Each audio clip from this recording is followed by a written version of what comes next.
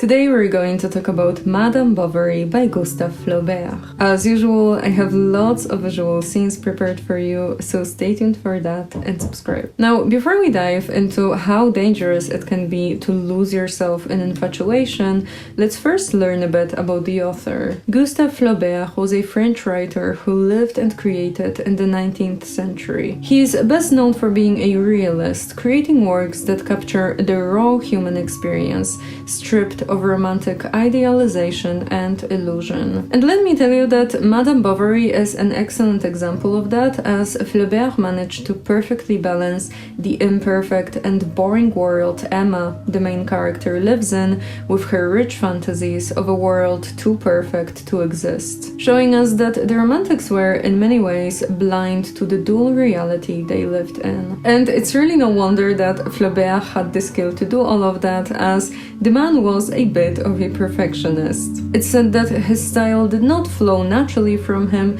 but was rather a skill developed through hard work and stubbornness that sometimes made Flaubert take a whole week to finish just one page of a novel. And to be honest, I think that it really paid off, because I can't remember the last time I was this excited about the language in a novel.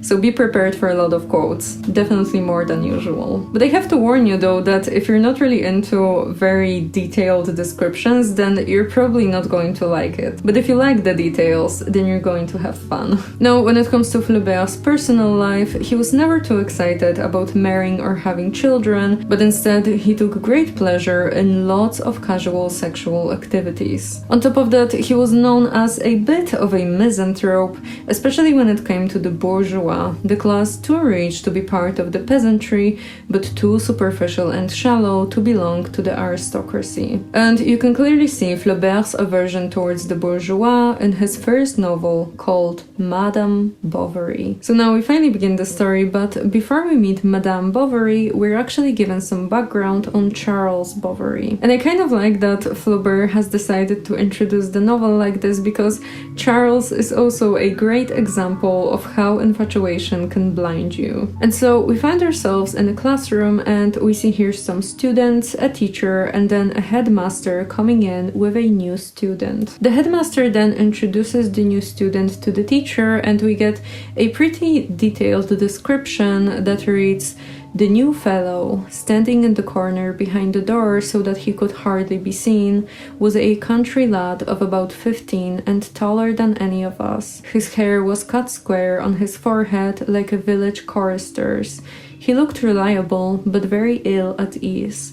Although he was not broad-shouldered, his short school jacket of green cloth with black buttons must have been tied about the armholes and showed at the opening of the cuffs red wrists accustomed to being bare. His legs in blue stockings looked out from beneath yellow trousers, drawn tight by braces. He wore stout, ill-cleaned, hobnailed boots." The headmaster then leaves, Charles sits down, and in general he's a very put-together child.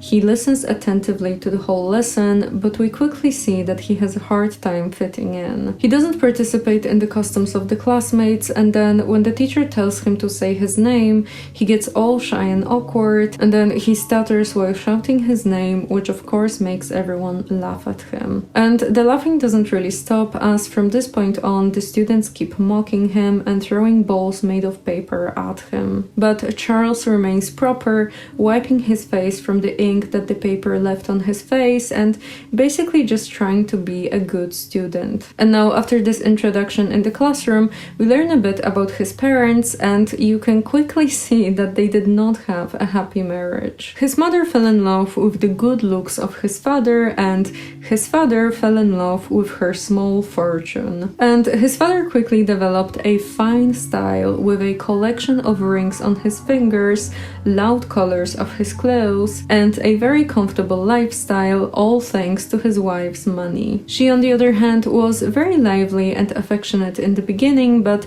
thanks to time and her husband's affairs, she became distant and irritable. And now, after the little Charles was born, his parents developed two different styles of parenting. His father wanted to make him into a man by sending him to sleep in a cold room and also teaching him how to drink alcohol, but Charles, being very gentle and peaceful, was always running away to his mother. And she was very glad about this because she was always telling Charles lots of different stories, both fictional and about how his future should look like, because she wanted him to be someone important, tall, handsome, clever, either an engineer or a lawyer. And she also taught him how to read and play the piano, which of course his father thought that this is just a waste of time. And now what's actually interesting is that in this part of the story, Flaubert calls Charles's mother Madame Bovary, and you're quickly going to notice a pattern of many different Madame Bovarys who all treat Charles in the same way. And so Madame Bovary I, his mother, wanted Charles to get the best education she could afford,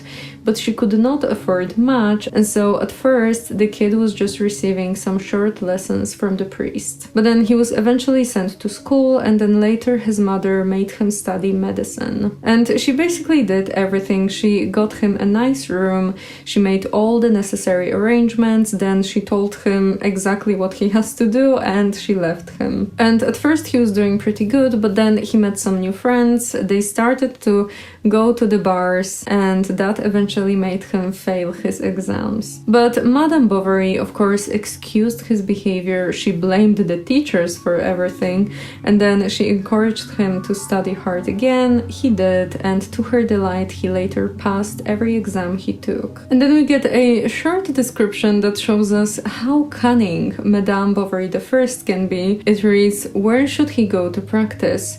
To the French city where there was only one old doctor. For a long time, Madame Bovary had been on the lookout for his death, and the old fellow had barely been packed off when Charles was installed opposite his place as his successor. And Madame Bovary not only found Charles a job, but also a wife, a 45-year-old widow who actually had many suitors, but Madame Bovary managed to get rid of all of them and get Charles the wife she wanted him to have. Now, after the marriage, we find ourselves in Charles's house, and we see here Charles thinking to himself that now he'll be finally free to do whatever he wants, both with himself and with his money. But he quickly realizes that Madame Bovary II is just the same as the first one, as not long after the marriage she takes control of his life, deciding what he's allowed to talk about, opening his letters and picking out his clothes. On top of that, she turns out to be a professional complainer,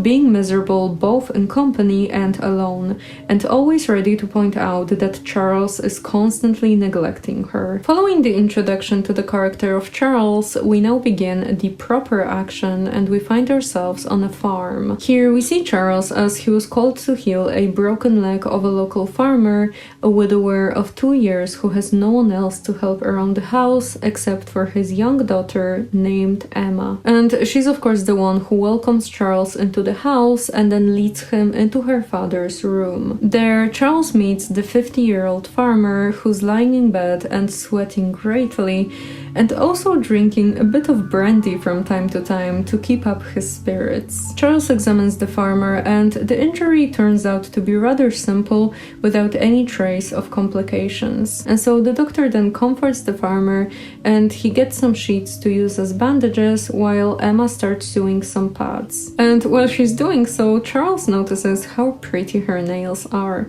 shiny and delicate. But her hands, on the other hand, are not so pretty, as they are a little too hard at the knuckles with no softness visible. But then all of that loses significance after Charles looks into Emma's dark eyes and they steal his heart in a moment. Now, after some time, they finally finish bandaging the farmer, who then says that the doctor should stay here for a while and eat something before he leaves. Charles and Emma then leave the room and come back to the previous location. Here, they sit down, they begin to eat, and after some time, they begin to exchange a couple of words. And it's a pretty simple conversation. They just talk about her father and about the weather, but we also learn here that Emma does not like living at the countryside at all, especially considering that now she has to look after the farm all by herself. Then as Charles is finally about to leave, he begins to search for his whip, for the horse, and Emma helps him, but then as she notices the whip, she bends over some flour sacks. Charles does as well, which results in him brushing himself against her back. Now Emma immediately draws herself up, her face all red as she looks over her shoulder and hands him his whip. Charles then leaves, but not for long, as even though he promised to come back in 3 days,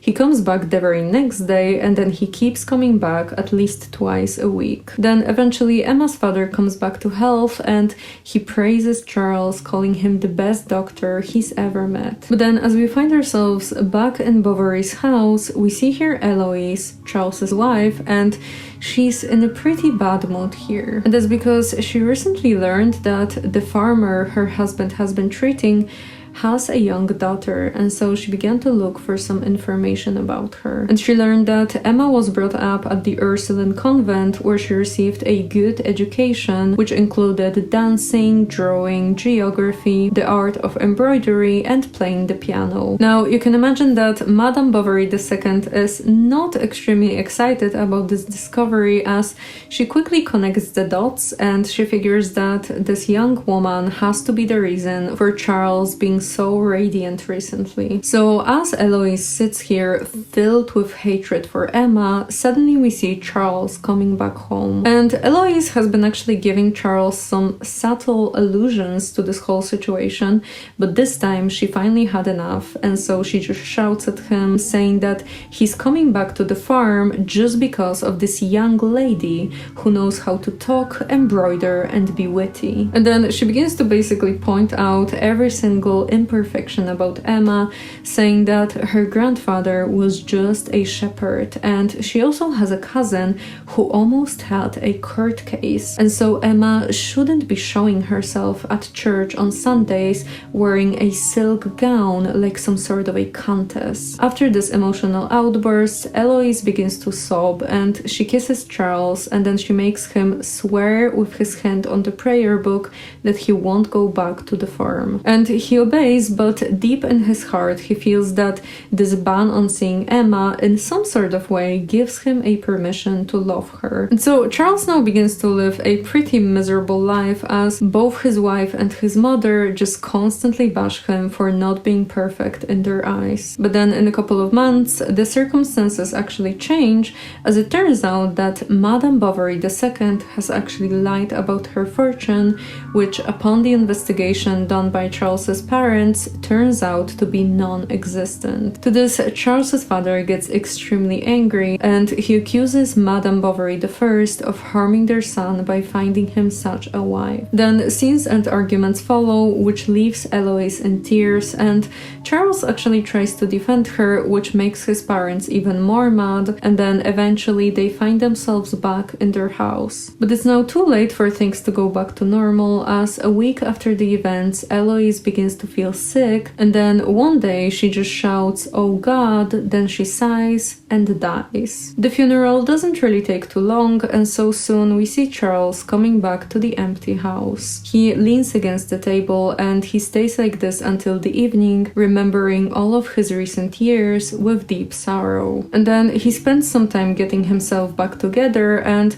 eventually he actually begins to enjoy his solitude, as finally, after so many years of being told what to do, he's now free to make decisions for himself. He's allowed to change the time of his meals, go out without any explanation, and even stretch himself at full length in his bed when he's very tired. And so he actually begins to enjoy himself, as people around pity him, thanks to which he's now getting more patience. And what's the best is that one of the people who has been comforting him the most is the farmer, who insists that Charles should should start visiting the farm again. Charles, of course, agrees without a second thought, and soon he finds himself back on the farm. Here he meets Emma once again, who's in a pretty good mood as she's sitting by the window and sewing, and then right as she notices Charles coming in, she asks if he wants something to drink, and then she offers him a glass of liquor. They both drink it, then they sit down and they begin to talk. Emma starts here by complaining about feeling pretty weak since the beginning of the spring, and then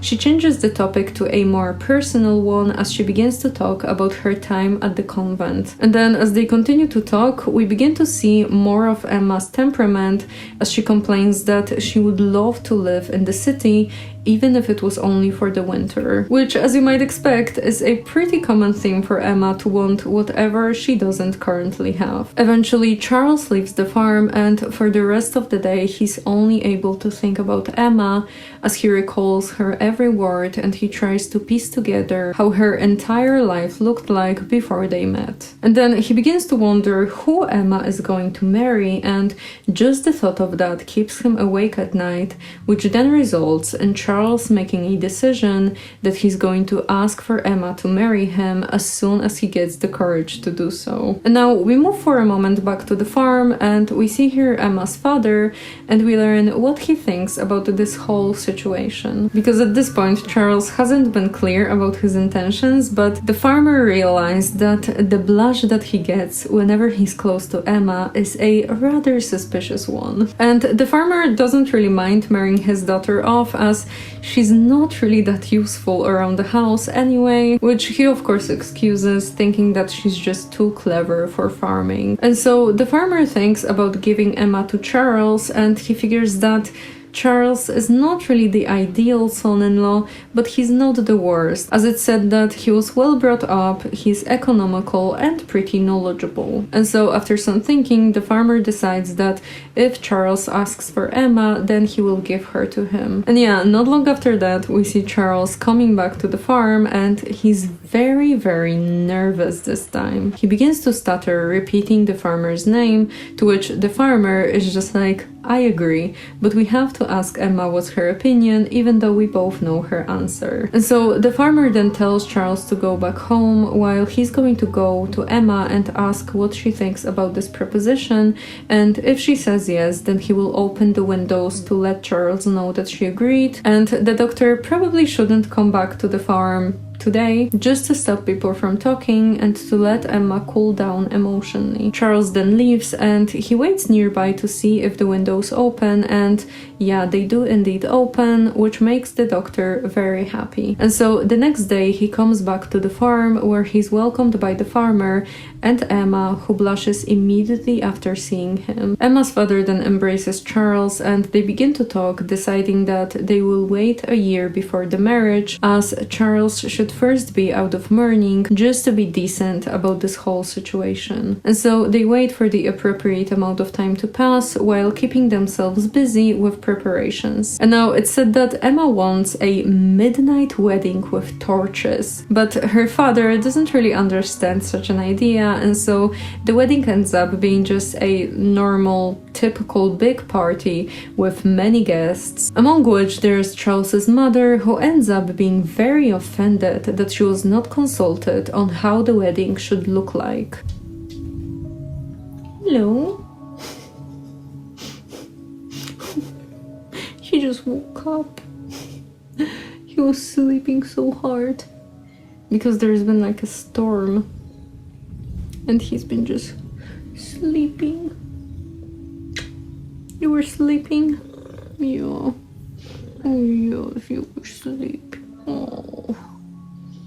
Jesteś śpiący? Jesteś śpiący na tym?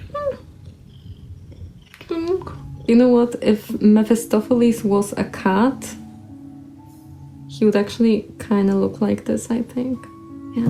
but that's actually an angel. He has a heart of an angel. Following that, Charles and Emma find themselves in their house, and it's a nice proper house, but nothing really that special. Definitely not something that Emma dreamed of. The house stands right by the road. The canary wallpapers in the dining room are all wrinkly because they've been badly placed, and on top of that, Charles's consulting room is right next to the kitchen, and so his patients can smell the food being prepared for dinner, while the one in the kitchen can hear people coughing and telling stories of their illnesses. And so Emma and Charles now go upstairs to their bedroom, and as soon as they enter, Emma notices a bouquet of orange flowers placed right next to the window, and that's the bouquet of Eloise, Charles's previous wife. And so Charles then quickly takes the bouquet out of the room, while Emma begins to wonder what would happen to her own bouquet if she were to die. But despite all of those setbacks, Emma quickly occupies herself with renovating the house. And so she changes the wallpapers, she repaints the staircase, and then she also thinks about getting a basin with a jet fountain and fishes. Charles, on the other hand, is completely in love with his wife, as just having a meal together or going for a walk is enough for him to feel as if no problems exist in the world. And he justifies his obsession by thinking that, well, he had never been happy in his life before, as he had to struggle through school, then through medical studies, and then through his first marriage. But now, finally, he has a woman who quickly became his whole world, and in general, he doesn't really want to engage with anything that doesn't revolve around her. But for Emma, his attitude is not ideal, as she quickly begins to push him away, not harshly, but half smiling, just as you do to a child that seeks attention. And so soon Emma figures that even though she thought that she was in love before the marriage, she now realizes that she had to be mistaken, as the happiness she imagined does not want to come. And that's really on her, because we also learned that she expected felicity, passion, and rapture, words that sounded so wonderful whenever she was reading her romance novels in the past. And those romance novels are actually a very important point when it comes to Emma, and we learn more about this when we are given some of her lore. Because you see, when Emma was at the convent, she at first took pleasure in everything the convent had to offer. She was visiting the chapel, she was a very good student and was always able to answer the most difficult questions, and just in general, she was delighting herself in this religious atmosphere. She loved to pray, study the paintings, and most of all, she loved listening to the sermons, touching upon the ideas of a celestial husband and eternal marriage. And then we get a pretty interesting description of her character, which reads, "Accustomed to calm aspects of life, she turned, on the contrary, to those of excitement. She loved the sea only for the sake of its storms, and the green fields only when broken up by ruins. She wanted to get some personal profit out of things, and she rejected as useless all that did not contribute to the immediate desires of her heart. Being of a temperament more sentimental than artistic, looking for emotions, not landscapes." And it really did not help that at the convent there was an old maid who was visiting the sisters every month, and every single time she was smuggling in some romance novels, which Emma began to read pretty obsessively. And then we also learned that when Emma's mother died, she at first cried a lot, and she even asked to be buried in the same grave, but then she began to be secretly pleased with the sensible ideal that she achieved, and so she continued to behave like this even though she was no longer grieving in her heart. And so Emma liked the church for its aesthetic aspect, but she definitely did not like all of the mysteries of faith, and even more, the discipline that the nuns were expected to have. Then she eventually finished the school at the convent, and so she came back to the farm, not at all sad that she had to leave. But then of course, once she was back at the countryside, she started to slowly grow disgusted with it, and she began missing her convent. And so Charles appearing on the farm was basically like dreams coming true, because she was finally able to experience the passion she always longed for. Or at least that's what she thought, because of course marriage quickly became boring to her as well. And so following her backstory, we now see Emma sitting in her house and thinking to herself. She thinks that, well, this is supposed to be the happiest time of her life, the honeymoon stage. But for it to be a real honeymoon, they would have to go to one of those countries with strange sounding names, somewhere in the mountains when you can hear the bells of goats and the muffled sound of a waterfall. But the reality is of course far from that, and what's the worst is that as they get closer and the intimacy of their normal life grows, the more Emma feels like separating herself from Charles. And the reason for that is Charles's lack of depth, as a conversation with him is painfully common and he doesn't seem to have any ideas of his own. And on top of that, he never even craved going to the theater. He's not able to swim, shoot, or fence. And just in general, he lacks the more detailed knowledge about the world. And so Emma now resents Charles, thinking that he's not able to teach her anything as he himself knows nothing. And she resents him even more for all the happiness that she's giving him by just being here. And yeah, Charles on the other hand is just completely amazed with his wife as she's able to play the piano and draw, which he just completely adores. And what's even better for him is that Emma really knows how to look after the house, which makes their family more respected among the neighbors. And we are also described how Madame Bovary I feels about this whole marriage, as it turns out that she's visiting them fairly often because she wants to give them all the lessons of how they should live their lives, but unfortunately she realizes that her son is now happy because he loves his wife dearly, definitely more than he loves his mother. And then we are given a short description which marks the end of their honeymoon. It reads, "And yet, in accord with theories Emma believed right, she wanted to make herself in love with him. By moonlight in the garden she recited all the passionate rhymes she knew by heart, and, sighing, sang to him many melancholy adagios. But she found herself as calm after as before, and Charles seemed no more amorous and no more moved." And so Charles's passion becomes rather calculated as he embraces Emma at certain fixed times, and all of their romantic life becomes just another habit, a pleasant one compared to a dessert, but nevertheless a habit. Because of that, Emma is now infatuated with many different versions of life she doesn't have, a life without a husband, or at least with a different one, who would be handsome, witty, smart, and distinguished, just as the husbands that her old friends from the convent definitely married. But then something eventually pulls Emma out of her growing despair as she gets invited to a ball by the local marquis. And the guy met Emma when he was being treated by Charles, and he got very surprised by her distinguished manners, hence the invitation. Once Emma and Charles get to the place, Emma is just simply amazed by the beautiful chateau built in Italian style, the women who welcome her as if they know each other, and then the dinner table with lobsters, pineapples, and truffles, and also all the important people sitting around the table. In general, you can say that she feels pretty amazing here, but then after the dinner, everyone goes to their rooms to prepare for the ball, and Emma leaves with Charles as well, but she gets pretty irritated at him. She first changes into her dress, and then as Charles says that his trouser strap will be pretty awkward for dancing, Emma gets rather surprised and she asks him what does he mean by dancing. And then she tells him that people would probably make fun of him if he were to dance, and so he should just stay at his place, especially considering that he's just a doctor. Charles then goes silent, and then as he watches Emma get ready, he comes up to her and he wants to kiss her shoulder, but she tells him to leave her alone as he's just troubling her. After that, the ball finally begins and Emma goes downstairs almost running as the guests keep arriving. And so once again, Emma is just simply amazed by everything around her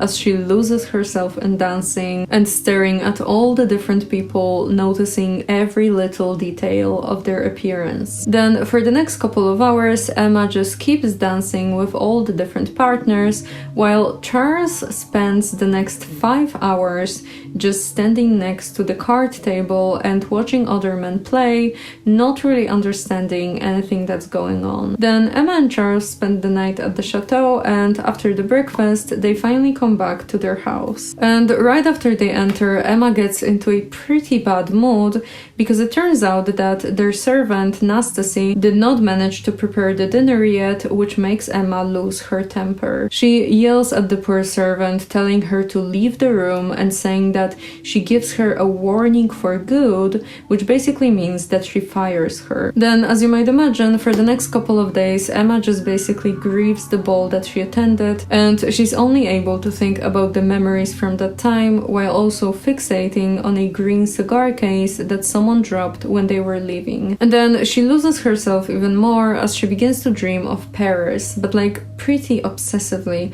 to the point where everything she does or thinks revolves around the idea of Paris, and it's almost like the reality that she lives in does not even register in her mind. So yeah, I think that in a way Emma is now infatuated with the idea of Paris being this perfect place in which all of the problems of her everyday life would disappear. And then as the time passes, Emma gets more and more unpleasant as she feels a lot of resentment towards everything that does not align with her ideals, and she even gets a new servant whom she trains to basically be her own personal maid. And so while Charles is working hard going from patient to patient on the countryside, Emma is stuck daydreaming about the better life she's not able to achieve and despising her husband more with every new day, and always doing this thing where she sees him doing something and then she laments in her head that he's not doing it in a better fashion. So like, for example, when Charles begins to read a medical journal to learn something new, he develops a habit of reading a few pages and then falling asleep because he's tired after work.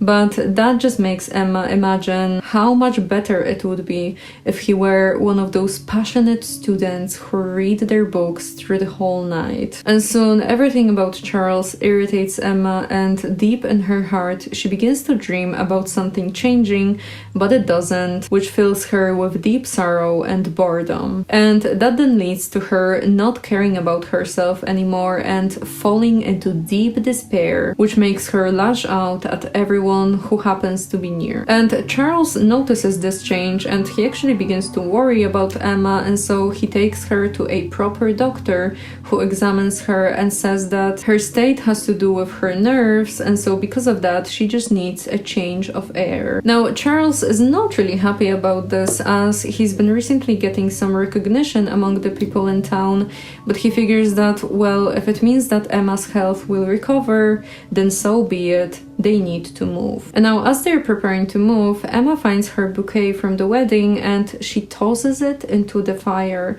and she watches it burn down completely. And then right before they leave, it turns out that Emma is pregnant. Following that, they find themselves in a market town called Yonville, and here they actually manage to make a couple of friends at the very first day. The most important one is Ome, who is the local pharmacist and who welcomes Charles and Emma right after they arrive in the town. The three of them then go to an inn where they sit together to have a dinner. But they're not alone here as they are joined by a young law clerk named Leon. They all begin to talk, and at first it's just a very typical conversation about how the medical business is going, but then Emma asks Leon if he knows about any places where one can take a walk around here. And the answer she gets is more than she could have asked for. Leon says that yes, there are a few places, but his favorite one is the one on the top of the hill right next to the forest, where sometimes, on Sundays to be precise,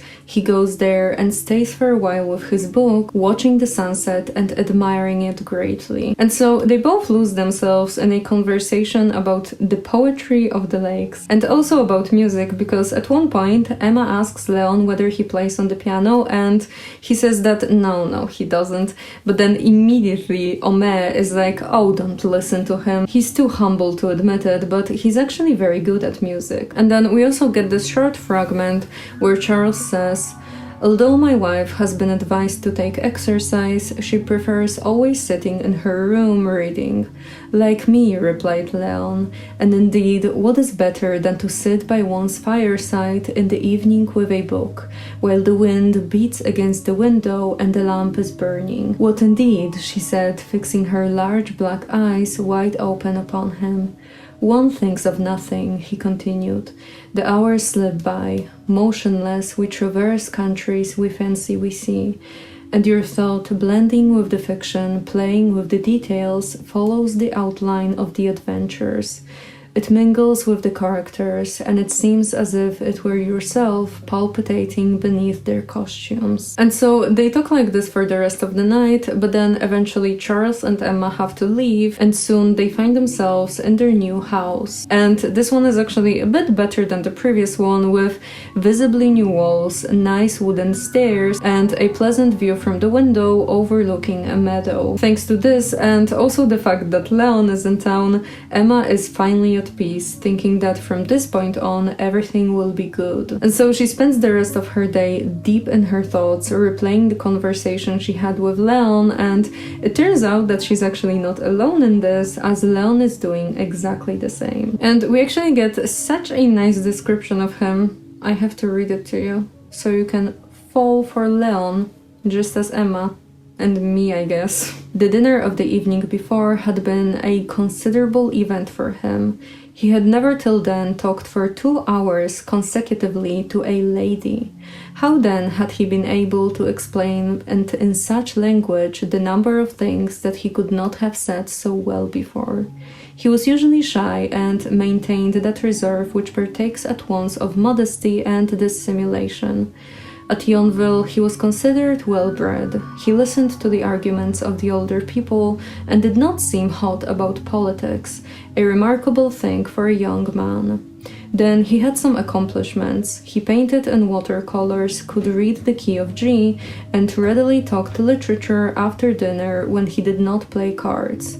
Monsieur Homais respected him for his education. Madame Homais liked him for his good nature, for he often took the little Homais into the garden. I mean, that's such a nice young gentleman, isn't he? And Emma thinks so as well, as Leon becomes her new infatuation, and now both Emma and Leon think about each other constantly without paying attention to anything happening around them. Charles, on the other hand, begins to worry, as it's pretty hard for him to get the business going, and so he usually just sits in his consulting room waiting for the patients who are not coming, which is especially bad considering that he figures that they begin to have some issues with money.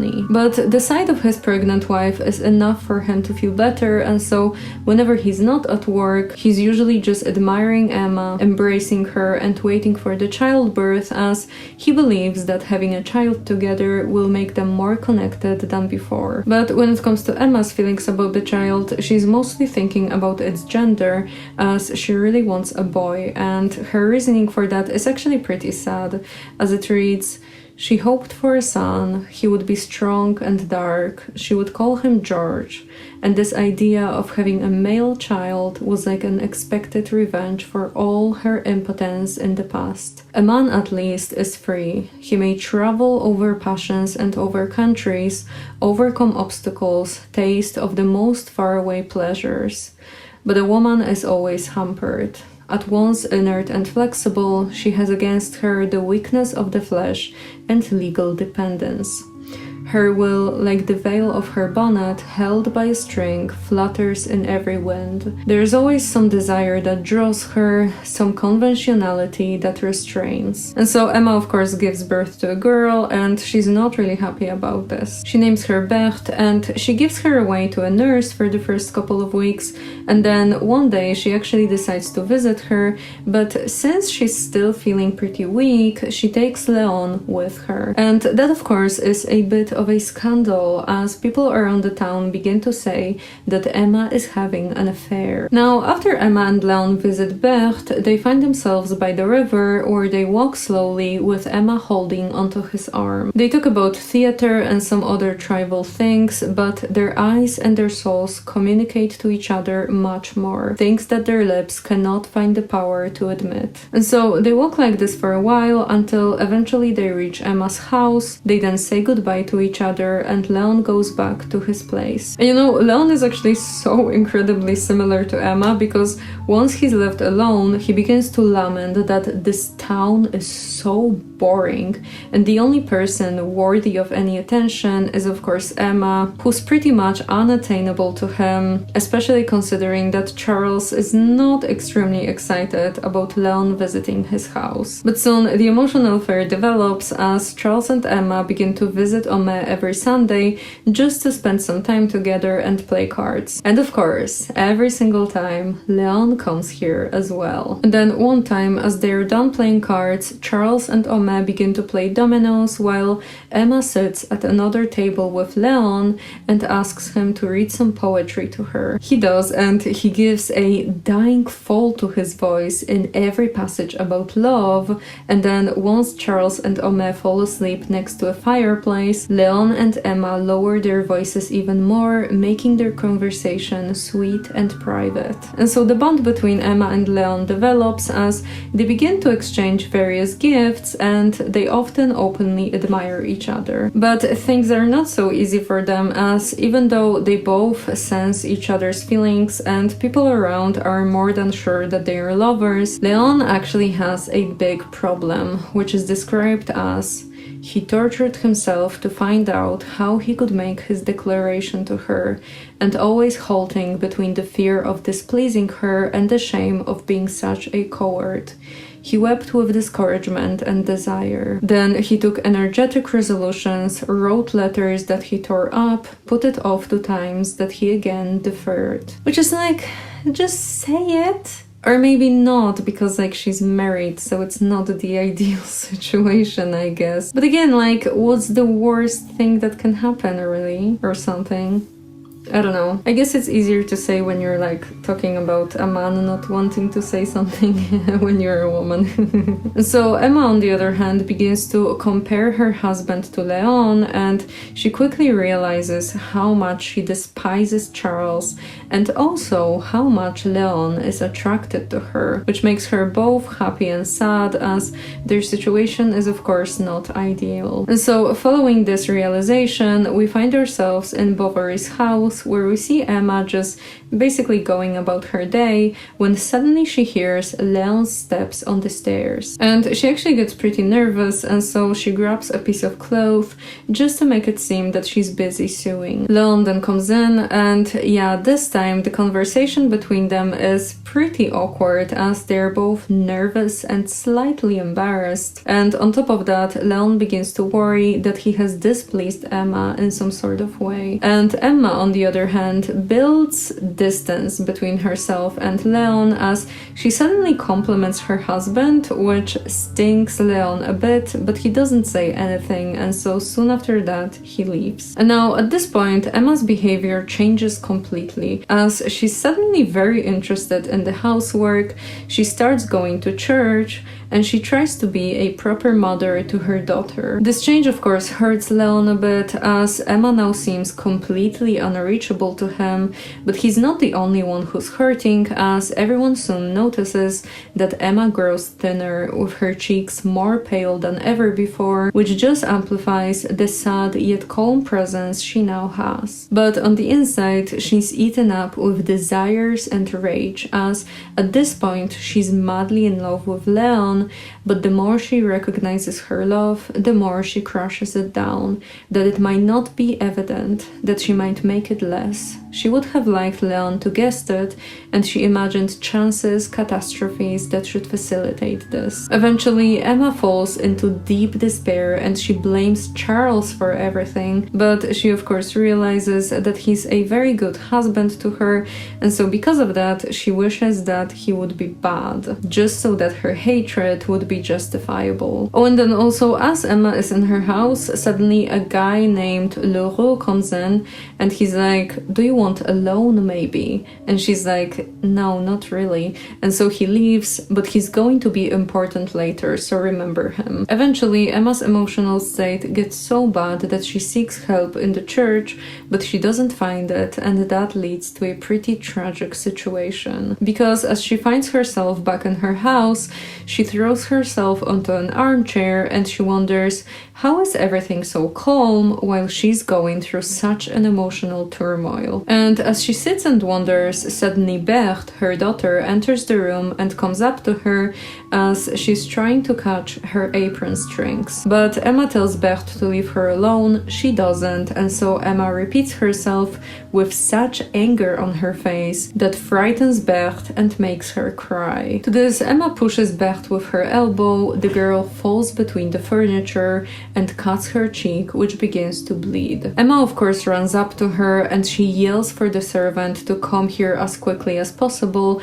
when suddenly Charles enters the room. And Emma of course lies, saying that their daughter fell while she was playing, but she's panicking pretty badly, and so Charles reassures her that the injury is not that serious. He then gets some plasters and helps Berthe with the wound on her cheek. After that, Emma feels pretty bad, and so she insists on looking after Berthe, but she's just incapable of being nice for too long, as one time as she's taking care of her daughter, she looks at her and she asks herself, how is it that this child is so ugly? Leon, on the other hand, begins to feel pretty tired of loving without any results, which just adds to the boredom that he feels while living in the town. And so soon he begins to dream of Paris, as he knows that he wants to finish his studies there, and so why should he wait when he can just go there right now? He figures that it's a pretty good idea, and so he begins to make all the necessary preparations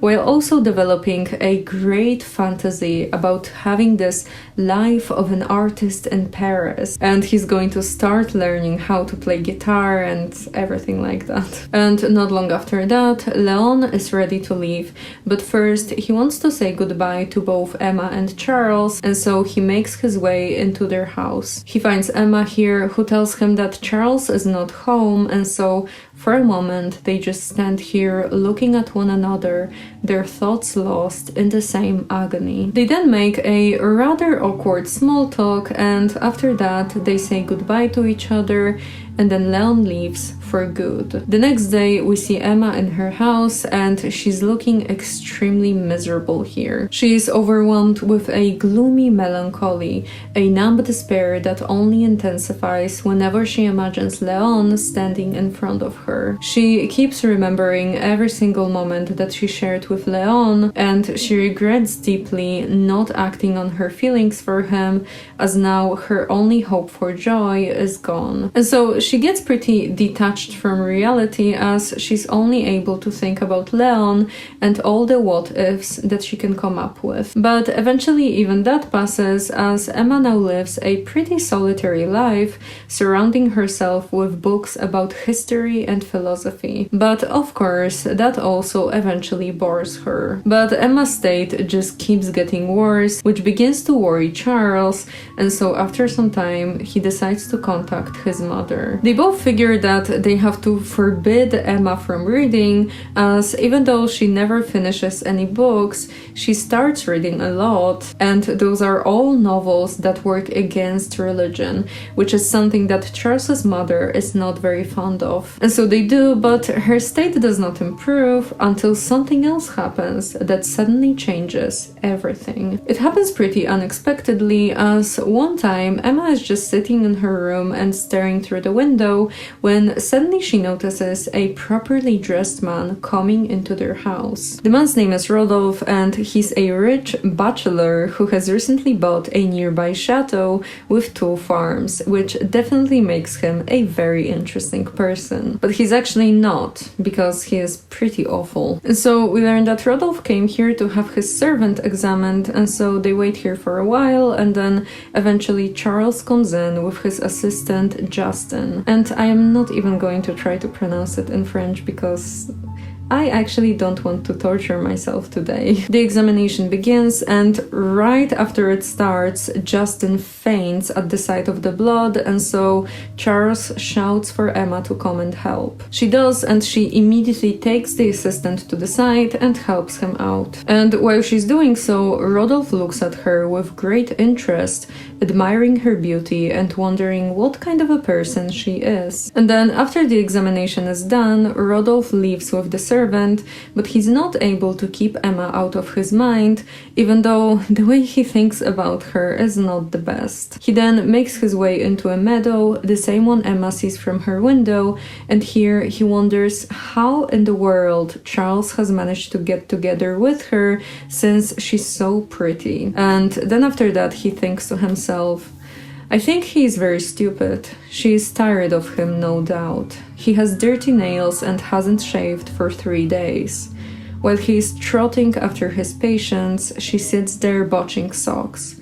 And she gets bored. She would like to live in town and dance polkas every night. Poor little woman. She is gaping after love like a carp after water on a kitchen table. With 3 words of gallantry, she'd adore one, I'm sure of it. She'd be tender, charming.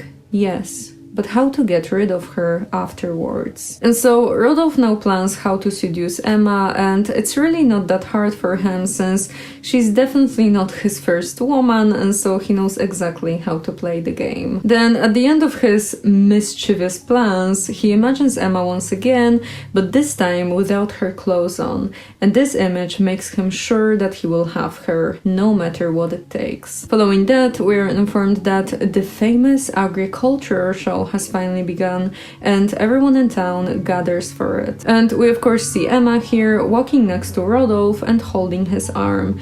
But Rodolphe is not at all like any decent man in this novel, and so we get a rather strange description here. Because they both suddenly see Homais wanting to come closer to them, but to this we get a description that Rodolphe, having caught sight of him from afar, hurried on, but Madame Bovary lost her breath, so he walked more slowly and, smiling at her, said in a rough tone, "It's only to get away from that fat fellow, you know, the druggist." She pressed his elbow. "What's the meaning of that?" he asked himself, and he looked at her out of the corner of his eyes. And then as he notices that Emma remains calm, he wonders whether she's making fun of him. And so they spend some time together, with Rodolphe making fun of how the local ladies are dressed and how the common men aren't even capable of understanding the cut of the coat. And then he complains that no one cares for him and that he's sad and alone. Makes you wonder why. And to this, Emma is like, well, but it seems to me that you are really not to be pitied because after all, you are rich and free. And Rodolphe is not extremely excited to hear this, and so he accuses Emma of mocking him. Eventually, some important people arrive, and Rodolphe takes Emma to an empty building so that they can watch the ceremony from there. As they are listening to a local prefect giving a speech about morality, Rodolphe begins to pity himself once again, saying that his soul is constantly tormented, and then he takes Emma's hand into his own and he confesses that he feels great passion towards her. Now, at first, Emma tries to tell him that one should consider the opinion of the world and accept its moral code, but Rodolphe insists, and so soon Emma begins to feel something, but not really because of Rodolphe himself. It's more so that her heightened emotional state is tied to her remembering the time when she was dancing at the ball and also all her memories of Léon. But despite that, Emma eventually intertwines her fingers with his after Rodolphe convinces her that he's in love with her and that it's basically fate that brought them together and that he belongs only to her and all that kind of stuff. After all that happens, they leave the building, Rodolphe takes Emma home, and then he goes back to his own place. And now we learn that after all of this, Rodolphe just disappears for 6 weeks as he figures that if Emma loved him from the very first day, then she must love him even more now, out of the impatience to see him again. And he realizes that his calculations were right, as upon visiting Emma at her house, he immediately notices how pale she turns as soon as she sees him. And Rodolphe then manipulates her further as we get the following back and forth. I, he said, have been busy. I have been ill. Seriously, she cried. Well, said Rodolphe, sitting down at her side on a footstool. No, it was because I did not want to come back. Why? Can you not guess? He looked at her again, but so hard that she lowered her head, blushing. He went on. Emma. Sir, she said, drawing back a little. Ah, you see, replied he in a melancholy voice, that I was right not to come back, for this name that fills my whole soul, and that escaped me, you forbid me to use. Madame Bovary, why all the world calls you thus. Besides, it is not your name, it is the name of another. Bit dramatic, which I guess, you know, if you had it in normal circumstances, then maybe it would be different, but like, we know that Rodolphe just manipulates her, and he wants to like get rid of her afterwards, so yeah. So we can bash it a little bit. Or like not... Well, yeah, we can bash it. That's not nice to do that. And so then Rodolphe is like, whoa, I basically think of you constantly, blah, blah, blah, blah. And he's just doing that and stuff. And he kind of behaves like Werther here, but you know, Werther actually felt what he said. And the guy here is just... But Emma unfortunately buys it as she begins to feel a sense of pride rising within her, caused by Rodolphe repeating how much he loves her. Then suddenly Charles enters the room and they begin to talk about Emma's health, as it turns out that she's been having some heart palpitations lately. And to this, Rodolphe says that maybe some horse riding would be good for her, and Charles replies saying that it's an amazing idea. But Emma is actually not that excited at first, as she says that it would look pretty odd for her to be riding with another man, but Charles, still believing that Emma is the most faithful woman on earth, says that he doesn't care about anything but her health. And so Emma then leaves with Rodolphe, and soon they find themselves in a forest. Here they sit down on a fallen tree and they begin to talk. And so Rodolphe begins here by speaking of his love for Emma in a very serious tone with a sprinkle of melancholy. Which, notice that while Leon never told Emma directly about his feelings, he was always making her feel seen by mentioning the ideas that were important to her. But with Rodolphe, it's almost the opposite, as he constantly tells Emma how much he loves her, but at the same time, it's almost like he's not even able to see who she truly is deep in her heart. And so Emma tells Rodolphe that it's impossible for them to get involved, but he doesn't really respect that, and so he pressures her, and then in tears she gives herself to him. After that, they leave the forest and Emma goes back to her house looking suspiciously better than before. And yeah, she indeed does feel better, as she's very excited about having a lover, and so her relationship with Rodolphe quickly develops into a passionate affair, with Emma feeling like this is a gift for all of her previous suffering. In the next couple of months, the relationship develops with Emma constantly visiting Rodolphe in his house and falling for him greatly, to the point where she cries every single time they have to say goodbye to each other. But as Emma's feelings develop and become pretty intense, Rodolphe begins to feel distant, and so one time, as she comes to his house unexpectedly, he tells her that her visits are becoming imprudent and that she's compromising herself. And that really makes Emma think, and so from this point on, she becomes a bit paranoid, constantly wondering if people are suspicious expecting anything. But that doesn't stop her from continuing the affair, and so now Rodolphe is the one visiting her. He always comes at night, and then after Charles falls asleep, Emma sneaks out of the house and then spends the entire night in the garden with Rodolphe, precisely in the arbor. And so they meet up with each other fairly often, but then Rodolphe begins to slowly lose interest as Emma is growing very sentimental. She had insisted on exchanging miniatures.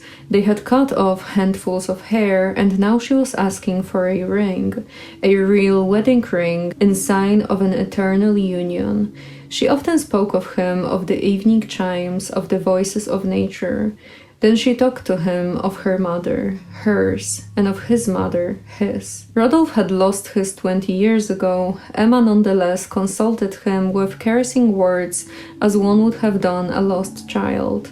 And she sometimes even said to him, gazing at the moon, "I'm sure that above there together they approve of our love." But even though Rodolphe is not that interested anymore, he doesn't really want to break things off because Emma is pretty.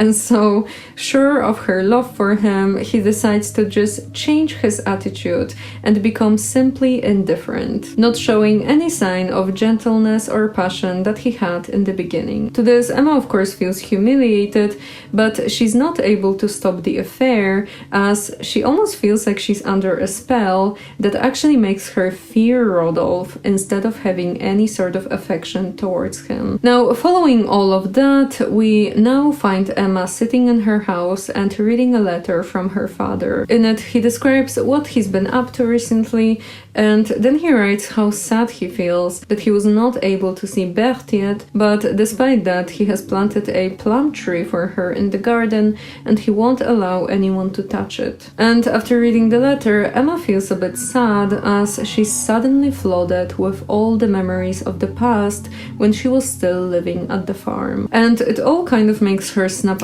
out of this whole affair that she's been part of, and so after she wakes up to reality, she calls for her daughter. She enters the room and Emma suddenly begins telling her how much she loves her, and then after she notices that Berthe is a little dirty, she washes her and changes her clothes, asking her many questions just as if she has returned from a long journey. And then Emma begins to wonder why she ever resented Charles so much, and she figures that it would be so much better to actually love her husband.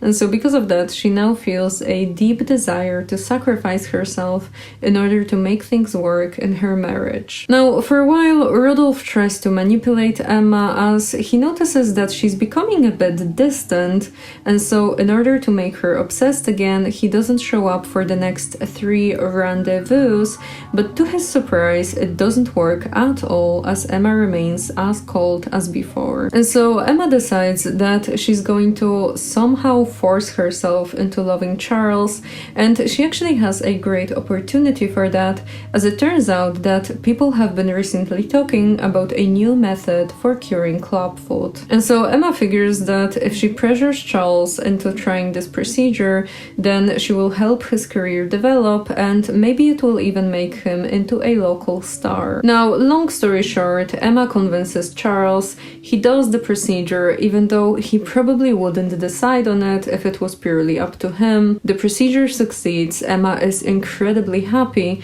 and for the first time, they spend a charming evening together where they are dreaming about the future to come. But then, after a couple of days, the servant who underwent the procedure develops a gangrene, and it turns out that his leg has to be amputated by a more competent doctor. Now, as you might imagine, this really affects Charles as he regrets agreeing to the procedure with all of his being, while Emma switches completely and she now detests Charles more than ever before, and this time she's very open with her resentment. And so soon enough, we see Emma sitting alone in her house, but of course she's not alone for long as she has sent for Rodolphe, who shows up as soon as possible. They begin to talk about their affair, which of course blossoms right after this whole situation with Charles, and Emma says that she wants to escape with Rodolphe somewhere far away from here. And this time she's really into this affair, as every time Rodolphe is about to pay her a visit,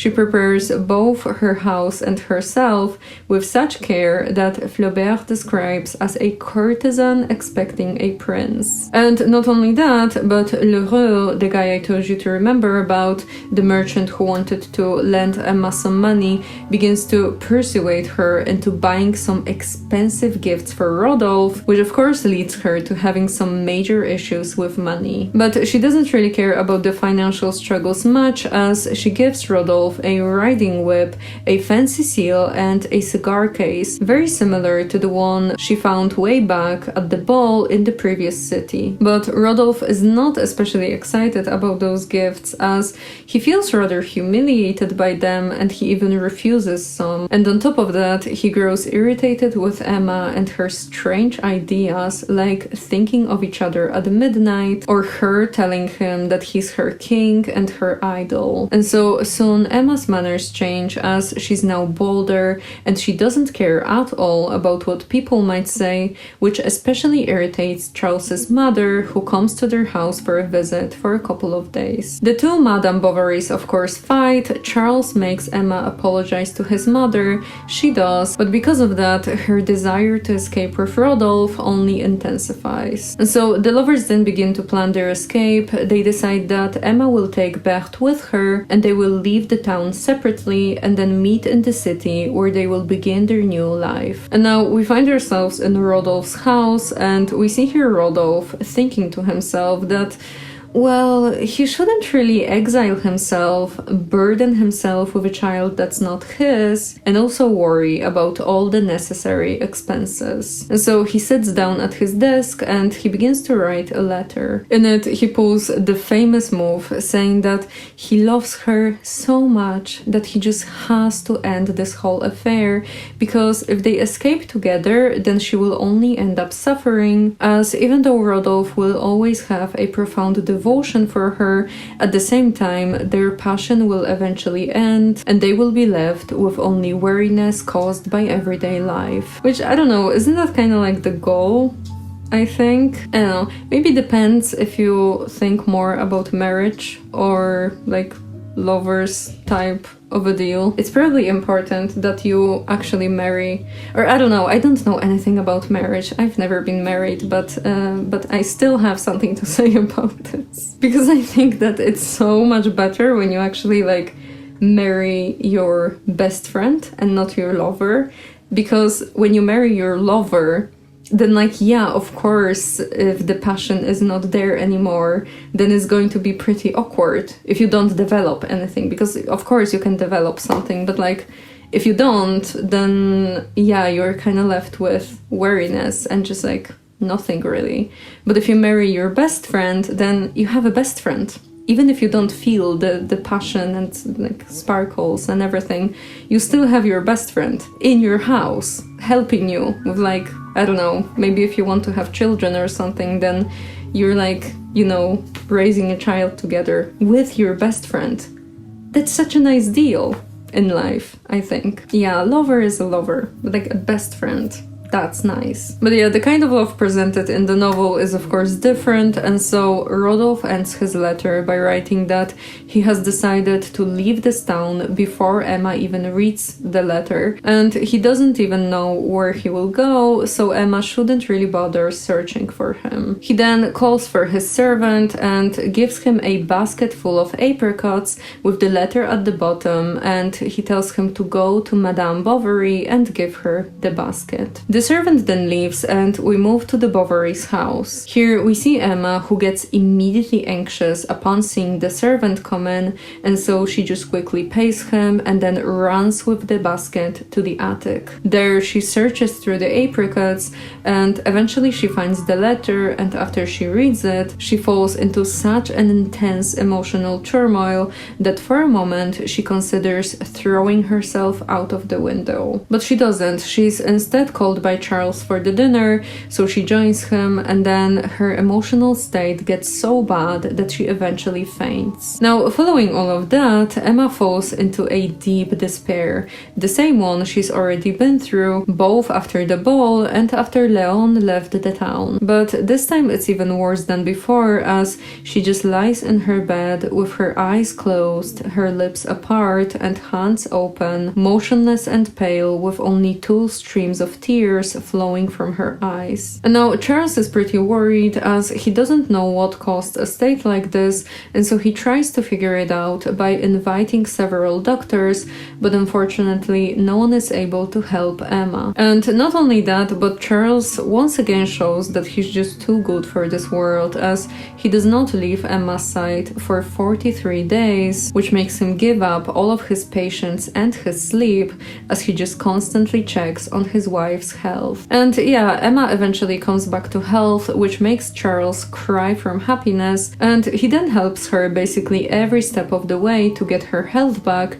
even though he begins to worry about money. And the small issues quickly turn into big problems, as Leroux, the merchant guy, asks and then threatens Charles to pay for everything that Emma ordered from him. Charles eventually gives him like a bill for that, and then on top of that he borrows some money from Leroux at a very high interest. But while Charles worries about the money, Emma slowly comes back to herself, and she's now almost allergic to everything that reminds her of her previous life. And she especially despises the garden with the arbor that once served as a place for her romantic encounters with Rodolphe. And so Emma now mostly stays in her bed, eats very light meals, and enjoys the company of a priest who often comes in to ask about her health, give her news, and mention a word about religion. And then on one particular day, when she feels as if she's about to die, she asks for the communion, and once she receives it, she has a sort of religious experience, which is described as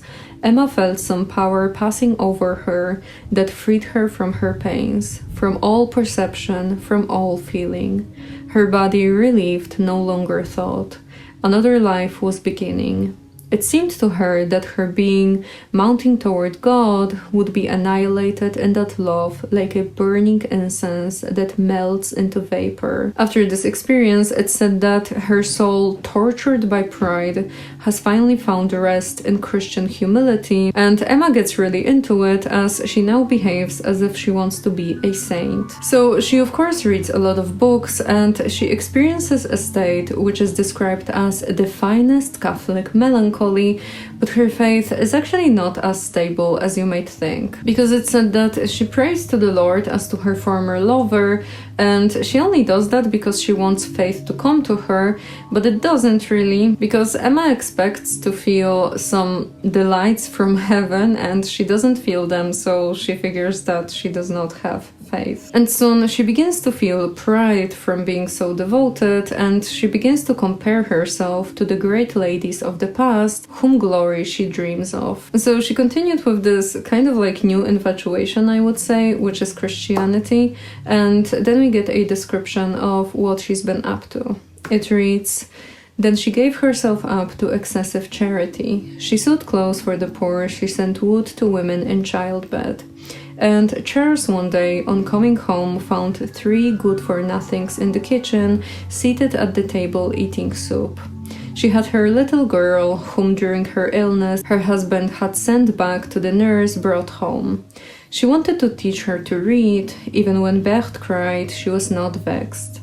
She had made up her mind to resignation, to universal indulgence.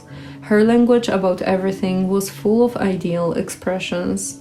She said to her child, 'Is your stomachache better, my angel?' But eventually Emma begins to lose interest in Christianity, and so she slowly lets go of her new habits. And then we find ourselves for a moment in Bovary's house, and we see here Charles, the priest, and Homais. They are all just kind of hanging around here when suddenly Homais says that Charles should maybe take Emma to the theater. And the priest is not especially excited about the idea, as he thinks thinks that theater is immoral because the church says so, and of course the church has to be right. To this, Homais says that, well, but we can't pretend that the Bible doesn't have some spicy fragments in it. And to this, the priest says, but it is the Protestants and not we who recommend the Bible. So they argue like this for a while, and then eventually the priest and Homais leave while Charles begins to wonder about the theater. And he quickly figures that, you know what, this is actually a great idea, and so he decides that they will go. Now, at first, Emma is not really that excited about the idea as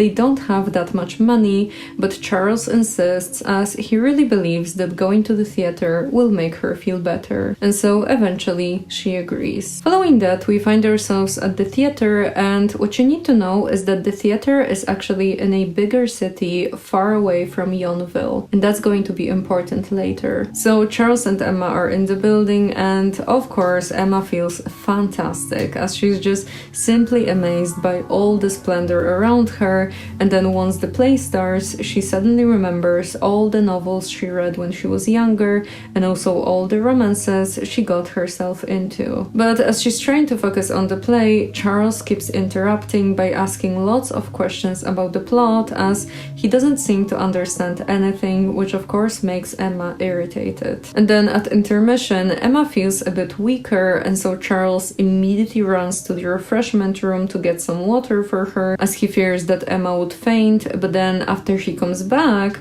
he says that she won't believe whom he met there. It's Leon. And very soon after he says this, Leon appears next to their seats. They all greet each other warmly, with Emma remembering in detail the day he left. And they try to talk, but they're quickly silenced by others as the next act is about to begin. So they watch in silence, but Emma is no longer able to concentrate on anything other than the memories of the past, the Sunday nights at Homais and the walks by the river. And so soon both Emma and Leon begin to complain about various different aspects of the play, and then we get a fragment that kinda breaks my heart, to be honest. It reads, "She screams too loud," said Emma, turning to Charles, who was listening. "Yes, a little," he replied, undecided between the frankness of his pleasure and his respect for his wife's opinion. And so eventually they all leave in the middle of the play, and then they move outside and find a place to sit next to a cafe. Here they begin to talk about what they've been up to, and Charles talks about Emma's illness, and then Leon shares that he has been living in the city for 2 years now as he's been getting a practice in his profession. But then after they finish updating each other, they all go silent as obviously Emma and Leon cannot really speak openly with Charles listening to them. So they sit in silence for a while, and then after the play ends and people start to slowly leave the theater, Leon is like, you know, I've heard music from far better musicians. The one from today is not really worthy that much. But then he also adds that the guy is going to give a new performance soon, and to this Charles is like, well, unfortunately, we're going back tomorrow. That is unless Emma wants to stay alone for the upcoming performance. And so suddenly Leon is like, you know what? The guy that we've been talking about just now, he's actually amazing. Sublime. To which Charles now insists on Emma staying because he thinks that it will make her feel better. But she says that she really needs to think it through, and then they talk for a minute longer, and then they all eventually leave. And now we learn a bit about how Leon has been doing, and it's said that at first he was a good, well-mannered student, and from time to time the memories of Emma were coming back to him, but then other desires overwhelmed his mind, and so he kind of just forgot about her. And now upon seeing her again, the spark came back, and he decides that this time he's definitely going to have her, because you see, Leon is different now. He's not so timid anymore, and he now sees Emma as just a wife of a small doctor and nothing more. So yeah, where is this shy gentleman from before? Now we find ourselves in Emma's hotel room and we see her sitting alone here as Charles has already left. And soon Leon enters the room, as it turns out that the night before he secretly followed the Bovarys to check at which hotel they're staying. And then when Emma asks him how did he find her here, he answers that he has spent this entire morning looking for her in all the hotel rooms in the city, one after another. They then begin to talk, first about philosophy, loneliness, and boredom, and then they start to slowly lie about this narrative that didn't actually happen. Because Leon says that, yeah, he missed her so much, and all this time he was seeking distractions everywhere, but everything was reminding him of her. Which in reality, he forgot about her and he was meeting up with many different women. And then Emma tells him about the illness that almost killed her, and she actually admits here that she would be very glad if it did, but of course she doesn't mention that all of that was caused by her lover leaving her. Eventually, Leon tells Emma that he loves her. She says that she has always suspected it, and then they go back to all the memories of their past friendship. Then Leon admits that he fell for her the moment he met her, but then he was filled with despair every single time he was thinking about what could have been if they had only met earlier before Emma got married. But then he's like, but after all, who's preventing us from beginning now? Emma says that no, she's too old for him, and besides, he's going to find someone better anyway.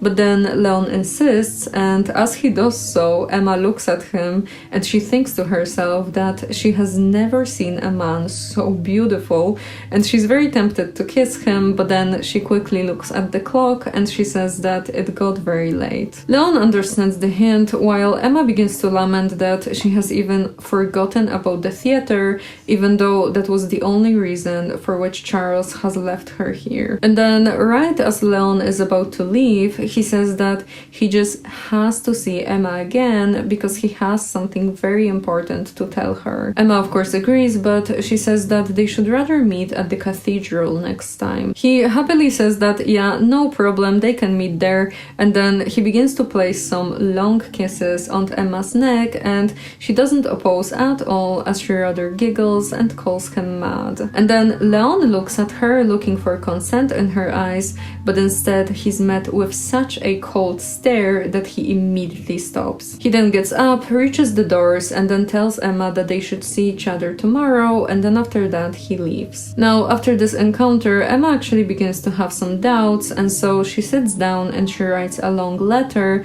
in which she says that the date is cancelled, and actually everything is cancelled because they should never see each other ever again. But then after she finishes writing the letter, she figures that she doesn't know Leon's address, and so she still has to go to the cathedral in order to give him the letter. And so following that, we move to the cathedral and we see here Leon strolling around the cathedral and thinking to himself how happy he is that he will finally meet with the charming Emma. And soon she comes in, but instead of being charming, she's very pale, and she just quickly gives him the letter, and then she kneels on a chair and she begins to pray. To this, Leon gets a bit irritated as he doesn't care about the letter at all, and then he gets bored as a beadle comes up to Emma and begins to give her a tour around the cathedral. They walk like this for a while, listening to what the beadle has to say, and then after about 2 hours, Leon finally gives the beadle some silver, and then he takes Emma out of the cathedral. And then after they find themselves outside, they call for a carriage, and oh boy, do they spend some time there. They ride in the carriage aimlessly for the whole day with all the curtains pulled tight, which you can imagine that the carriage is not the only thing being ridden here. And then as the evening comes, a bar hand shows up from beneath the curtain and throws out some scraps of the letter that scatter in the wind. Following that, Emma goes back to Yonville and she's immediately met with the tragic reality. She's first called called to the pharmacy that belongs to Homais, and she's met there both with the pharmacist and with Justin, Charles's assistant. And they are having a big fight here. Because you see, the pharmacy is always open for everyone, but there's one room called Capharnaum where no one is allowed to enter except for Homais himself. And that's because Capharnaum is his private laboratory full of dangerous acids that people like Justin should not even think about. And so the problem is that Justin, of course, went there, and he didn't even have a clear reason for that. He just kind of got lost searching for something else. But Homais is very angry at him, and he tells him that he was at risk of touching a blue bottle with white powder inside, which has a label on it saying poison, as the powder turns out to be arsenic. And so Homais just keeps yelling at Justin, telling him that he could have poisoned the whole city, while Emma just stands next to them and she wonders why was she called here. And soon she finally finds out as Homais comes up to her and tells her that Charles's father has died, and so Charles is now in mourning. Emma then leaves the pharmacy and she goes back to her house, but there she's not really able to connect emotionally with Charles, as we get this pretty awkward description. She was silent, at last understanding that she must say something. "How old was your father?" she asked. 58. Ah, and that was all.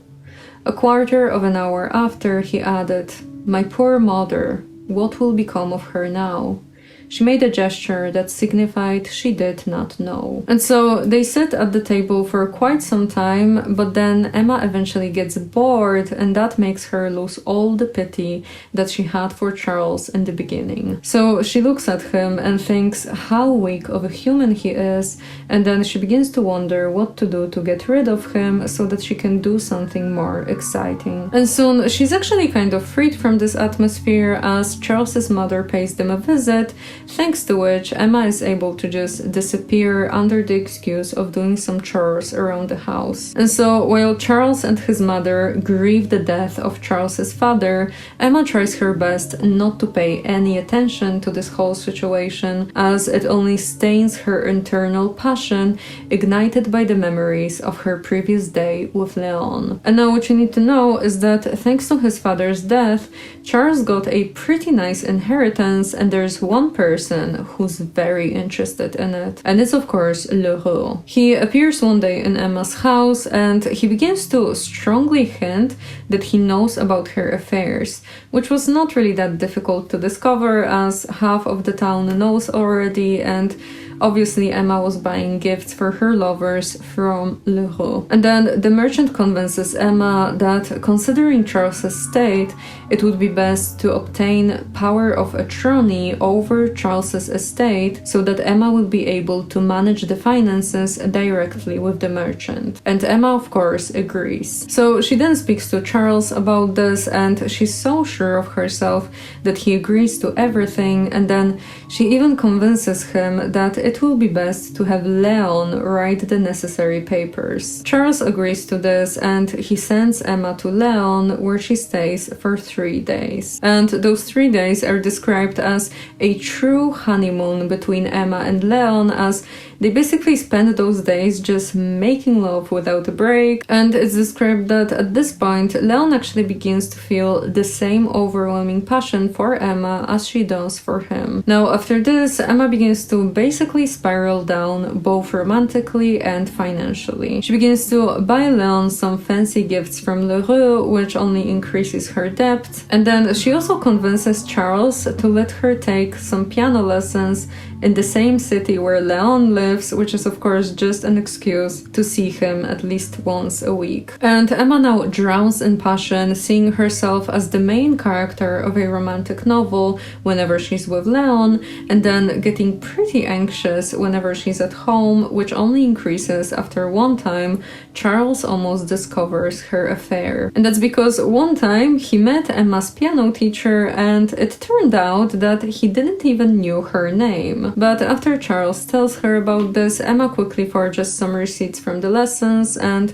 of course, Charles believes everything. But the problems with money don't get any better, as Emma borrows more and more from Leroux, and then eventually sells him part of Charles's father's estate. And then when it comes to the romance, Emma becomes bolder, as at this point she's practically obsessed with Leon, and she's visiting him whenever she wants to, which actually begins to bother Leon as he feels a bit suffocated by Emma. And we even get a very interesting description that reads, "Each time, Leon had to tell her everything that he had done since their last meeting. She asked him for some verses for herself, a love poem in honor of her. But he never succeeded in getting a rhyme for the second verse, and at last ended up by copying a sonnet in a keepsake. This was less from vanity than from the one desire of pleasing her. He did not question her ideas, he accepted all her tastes. He was rather becoming her mistress than she his.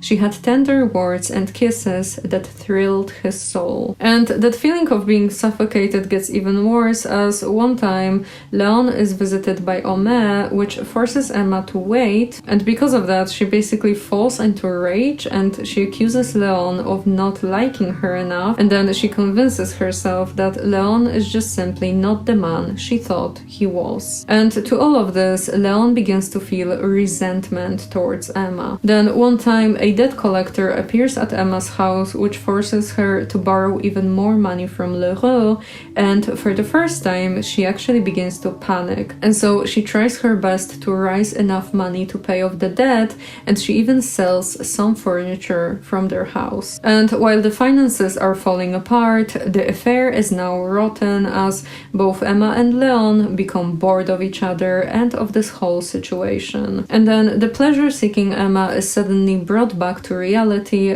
as one time she attends a rather scandalous masquerade party, and then after she comes back from it, she finds a court order demanding that she either pays the money or she will lose her property. So she of course goes to Leroux, but the merchant doesn't want to lend her any more money, and so he just sends her away. Emma then goes back to her house, but she's not alone here for long, as soon she gets a visit from a bailiff and his two assistants. They begin to walk around the house, looking through every single possession that she has and noting down everything so that they later know what to seize in order to pay off her debts. After some hours, they eventually leave, and later Emma goes out as well. And Emma now has a new plan, which is to raise enough money no matter what it takes, and she tries a lot of things to achieve that. So at first she goes to some bankers in a bigger city, but they all refuse to give her a loan, and so then she goes to Leon, and at first he tries to help her somehow, but no one really wants to borrow him any money, and so Emma is then like, you know what, you can always like steal from your employer, but Leon is not really excited about the idea, and so he tells her that yeah, he will try to do that or like get the money somehow, but if she doesn't hear from him tomorrow, then she should not really wait for him. Emma then goes back to her town, where she's met with an even harsher reality, because she's handed a yellow paper, one of many hanged around the town, where it stated that all of her belongings are now for sale. And so the desperate Emma now goes to the town lawyer, who actually agrees to help her, but only in exchange for sexual favors, which of course Emma refuses. After that, she tries her luck with the tax collector, begging him for more time to pay everything off. He doesn't agree, and so Emma is now the one initiating the sexual favors, but the tax collector does not agree. When all of this doesn't work, Emma eventually visits Rodolphe, and at first she's trying to seduce him. He falls for it, but then as she reveals that she needs money from him, he loses interest, which makes Emma furious. After that, we see her entering Homais' pharmacy, where she meets Justin. And here she immediately tries to convince him that he just has to give her the keys to Capernaum, as she needs to get rid of some rats that have been bothering her, and she needs poison for that. Now, Justin is not really excited about this, but Emma eventually convinces him, and so they go upstairs. And there, before Justin is able to do anything, Emma rushes to the shelf where the arsenic is kept. She opens the bottle with it and begins eating it. The assistant cries out for her to stop, but Emma tells him to be silent, as otherwise all the blame will fall on Homais. And then after she's done eating the poison, she leaves the pharmacy and goes back to her house. Here, she's suddenly more calm than ever before, just as if she had performed a duty. Not long after, Charles enters the house, and in general, it's said that he has just came back to the town a couple of hours ago, and upon seeing that all of their possessions were now at sale, he began to search for Emma frantically. And so he finally meets her at their house, and he wants her to explain everything to him, but to this, Emma just sits at her writing table. She begins to write a letter, and then after she finishes it, she seals it and gives it to Charles with the instruction to read it tomorrow, and until then, not ask her any questions. After that, Emma lies down on the bed, and she begins to examine herself, trying to figure out if she feels any pain, but she doesn't. The only difference is that now she begins to feel this strange inky taste in her mouth. And now Emma figures that death is just a small thing and that she will just fall asleep and then soon all will be over. But this doesn't last for long, as suddenly she becomes extremely thirsty, and so she drinks a mouthful of water, which doesn't help at all, and so she now yells for Charles to open the windows as she feels like she's choking. And just a moment later, she's overwhelmed with sickness, feeling an icy cold creeping from her feet to her heart. Then, as she murmurs a quiet "it is beginning," the true agony starts, with Emma vomiting, crying out of pain, and sweating intensely. To this, Charles panics. He first asks her what has she eaten, and then he grabs the letter that Emma gave him, he tears it open, and reads that she has poisoned herself. And so Charles then orders his servant to run to Homais and tell him about everything, and soon we see the pharmacist showing up. Now, at this point, the whole town knows what has happened, while Charles and Homais try to figure out what to do. They try several things to save Emma. They try to make an antidote, and then they call for the best doctors from the city, but unfortunately, it turns out that nothing can be done at this point. Eventually, Charles comes up to Emma and he asks her why has she poisoned herself, to which Emma just says that it had to be done. And then when Charles says that he did everything he could and he asks was she ever unhappy, she answers that it is true that he's good, but she unfortunately wasn't. Then Emma says that she wants to see her daughter, and so soon Berthe shows up, looking very serious and still half asleep. Emma kisses her hand, and the girl says that Emma's eyes are so big and her skin so pale, which makes Charles cry out to take the girl away. After that, Emma spends some time agonizing, and then eventually we see the priest coming in. He gives her the sacrament, which Emma takes with the fullest kiss of love she had ever given, and then she actually seems to feel a bit better, as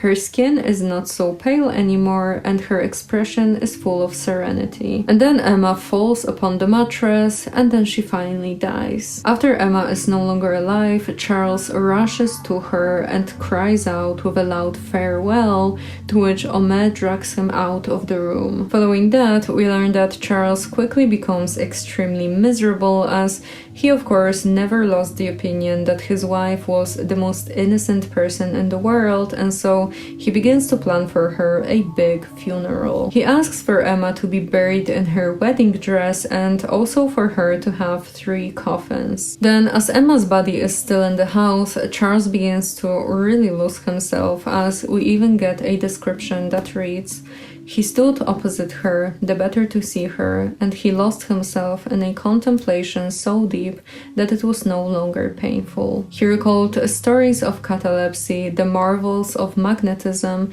and he said to himself that by willing it with all his force, he might perhaps succeed in reviving her. Once he even bent towards her and cried in a low voice, 'Emma, Emma.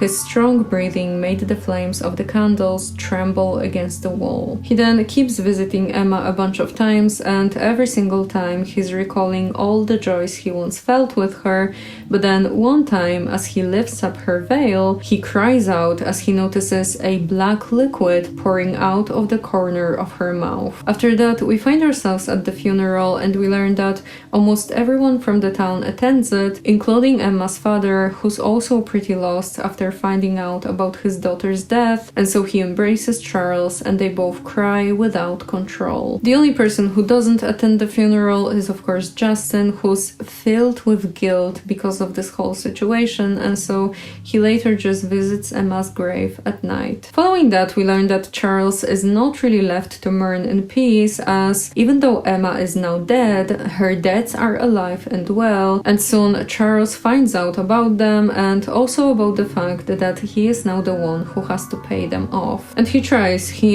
to raise the money and even sell some things from the house, and even while doing so, he never has even one bad thought about Emma, as to him, she's still the most ideal person that he ever met. But that changes a little bit after Charles finally searches through the secret drawer in her desk, and he finds lots of romantic letters, both from Leon and from Rodolphe. Now, Charles reads all of the letters and he falls into despair as he's sobbing and searching the house frantically, looking for all the evidences of Emma's affairs. Then he stops going out of the house and he even stops visiting his patients, but then after he finally does go out, he meets Rodolphe in a bar. They both turn pale as they see each other, but then Charles actually says that he doesn't blame Rodolphe for anything, as he concludes that all of that was just the fault of fate. And then at the very end, we find ourselves in Bovary's garden and we see here Charles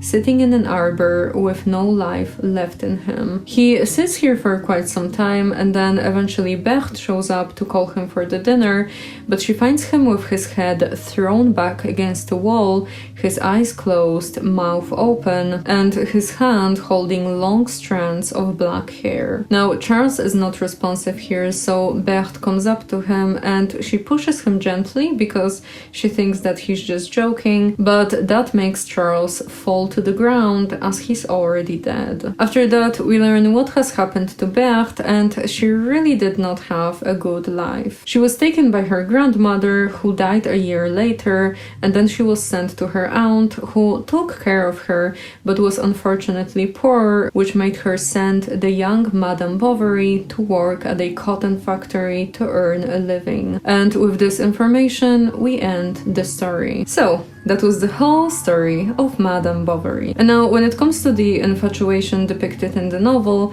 you can clearly see that it was not always directed at another human. No, Emma was getting infatuated with different visions of life, so like the life of an aristocrat or a saint, and basically everything that let her escape the dual reality she was forced to live. And I think that it's especially interesting when you consider the state of infatuation as something that Emma was in no matter the circumstances, because like when you see her relationship with Leon, at first she was infatuated with him, but then when she got together with him, or like when she developed the affair with him, it was still not enough for her, because now she was infatuated with this idealized version of Leon, and she was chasing this perfect vision so hard that the real Leon was not even able to keep up. And so no matter how reality would look like, Emma would always find a better version in her mind that trapped her in a constant longing for something impossible. And you know, when I think about this, it seems to me that something like this can happen even to